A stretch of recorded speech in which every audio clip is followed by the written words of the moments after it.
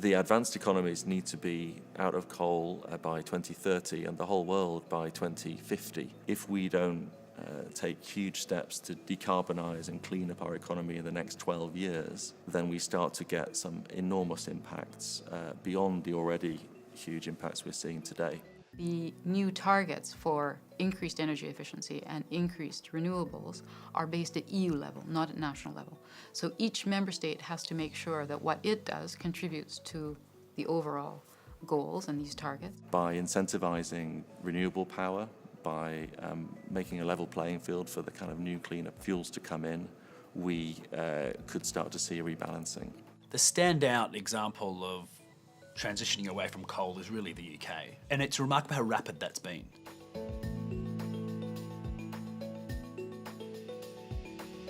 We had coal-fired power in the UK in 1882. All through the last 140 years or so, it's been a massive part of our economic story. We realised that coal was such a big polluter. We began to understand climate change much better. The government introduced a historic piece of legislation in 2008, which was the world's first binding climate change legislation, committing us to reduce our emissions by 80% by 2050. The carbon intensity of the UK power sector has halved in the period 2013 to 2017, and that is just based on the generation mix and how that has changed over that period. The politics lined up behind this idea, and they put the mechanisms in place that have successfully delivered that. We brought in a number of measures, like a carbon price to properly reflect the pollution that you get from coal. We brought in measures to help renewables get started. And really those mechanisms are ones that have priced coal out of the market increasingly. And now we're in a situation where even though the announced date to be rid of coal in the UK is 2025, I think we're going to see increasingly close to zero coal in the market. We're here in National Grid System Operators Electricity National Control Centre, and this is where we do the real-time activity of matching supply with demand 24/7, 7 days a week, 365 days a year. Energy security is one of those things that the lights must stay on. So it's something that you absolutely have to be sure that you're going to be able to manage, and that we do this in an affordable way, and that we facilitate the transition over time to a more sustainable energy system. The power system is going through a period of huge change, and having a low carbon grid is a vital element of plans to decarbonise the economy. Where we've obliged companies to source renewable energy, we've also introduced a guarantee for renewables companies that they will receive a certain price, not a subsidy, but a certain price that will encourage them that they have a long-term future in the sector. So renewables companies have really responded to these incentives. In the UK now, offshore wind is cheaper than building new gas or having coal or having nuclear power. So very quickly, by setting in place a policy framework that gives renewable companies certainty that there's a marketplace, the costs have fallen.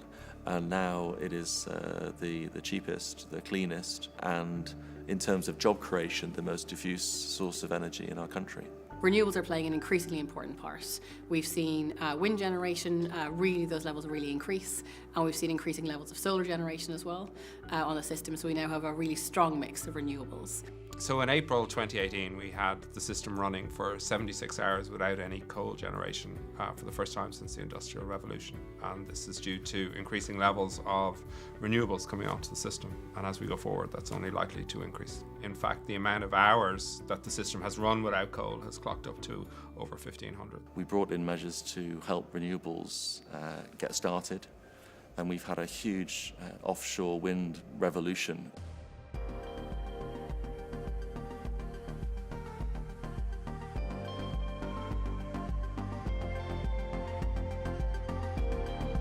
The obvious challenge with lots of wind and solar is that there are times when the wind's not blowing and the sun's not shining.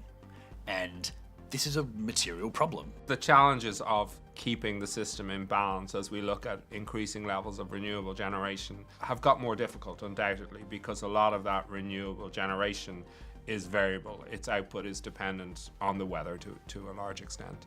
And therefore the challenges that the system operator faces around how do you match supply and demand in real time have increased over the last while. The UK has a number of electricity interconnectors with other European countries that are operating today, and a number of other ones that are under development into the future. These provide a number of benefits. So we have interconnectors between the island of GB and continental Europe, to France and to Holland at the moment, and then also to the Republic and to Northern Ireland. They provide added security of supply, but also they increase the ability to manage variable renewable supply in the UK, but also with our neighbours as well. It gives them the opportunity to balance it as well. So overall, they increase the flexibility of the system and give you that added resilience in terms of security of supply. So if we think about a wind farm, when it's windy, you're going to get lots of output, and that might be at the time when people don't actually want to use that generation. If you can store that, then you can keep it and sell it back to them when they might need it. So we're starting to see more and more storage on the system as more people are understanding there is a market out there. They could, partner up with a wind generator or with solar farms as well.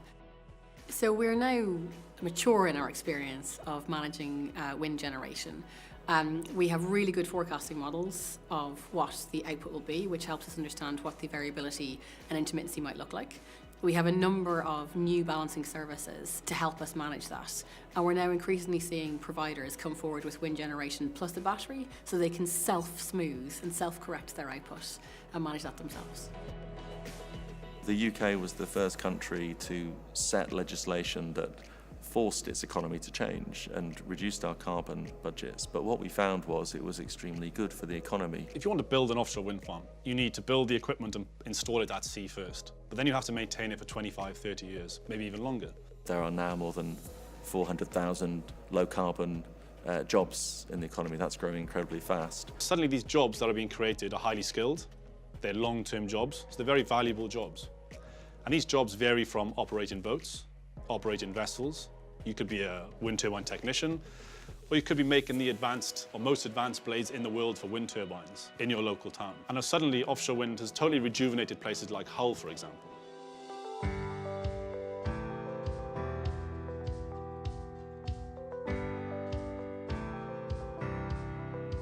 Hull itself is about the 7th biggest city in England. Hull is an example of a city that faced major transitions away from a fossil fuel-based economy, a fisheries economy. Well, originally, coal had a massive part to play on the Humber, so a third of the UK's coal was brought in through the Humber.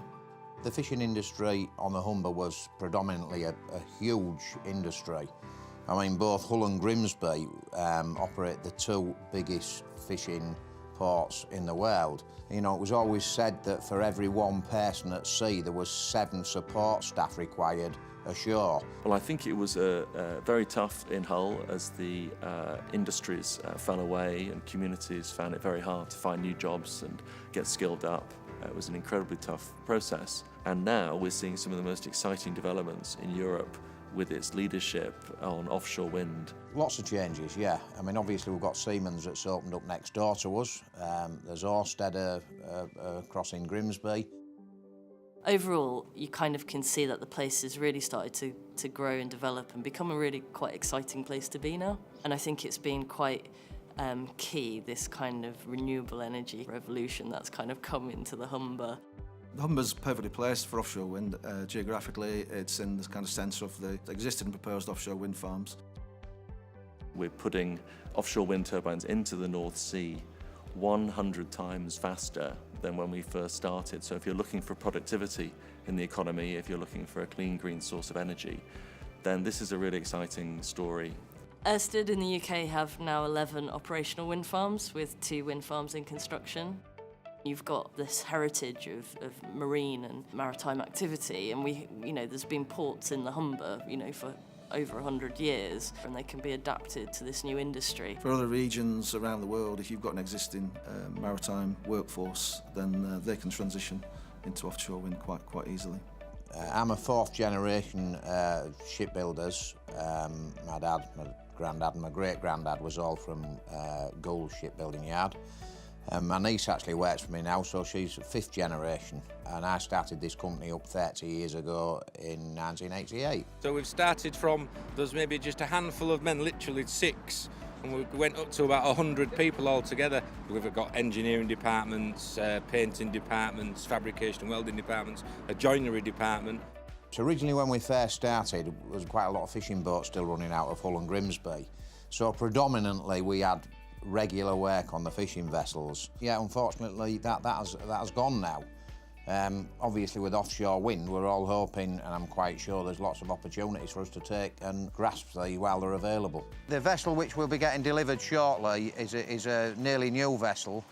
We have a new vessel under construction in here which will be ready for around July next year, and that's a survey vessel which will be able to be used within offshore wind. We're very keen to create new business, and we're more than willing to take anything on apart from ships, including the wind farm. I think one of the most important issues we've got within the maritime industry, certainly in this country, is not losing our skills base. You know, the people that build ships, repair ships, that sail the vessels are highly qualified, and it's important that we get a throughput of young people working within this industry. And really with the wind farm industry now, it is creating a lot more opportunities for this to happen. In Europe, we want to make sure that the transition away from coal helps also to create new jobs for those families and people dependent on coal jobs. My grandfather died in a coal mine, so I know that working in a coal mine is not the most safe kind of work one can do. The message for the Humber is, you know, this is a really important region. It's the centre of this opportunity in offshore wind in the UK. It's got a lot of things that have happened so far. It's got a lot further to grow. And all those benefits, that employment, that investment, that improving of the town and place to live, work, play, etc. You know, it's all really good stuff. So, yeah, really positive message for the future of offshore wind in this region. What we've been told is that, you know, we're kind of blueprint really for creating jobs from renewable energy. The world is changing. We need to be at the crest of that wave, not behind it. And I think that's what the UK has done well. They want to be on the crest of that wave and recognising the change in technology and the change of opportunity. But it's required the politicians and the rule makers to see that as well and to come together on it. We have seen the benefits of transitioning very rapidly to renewable power, and we can see the opportunity to do that around the world.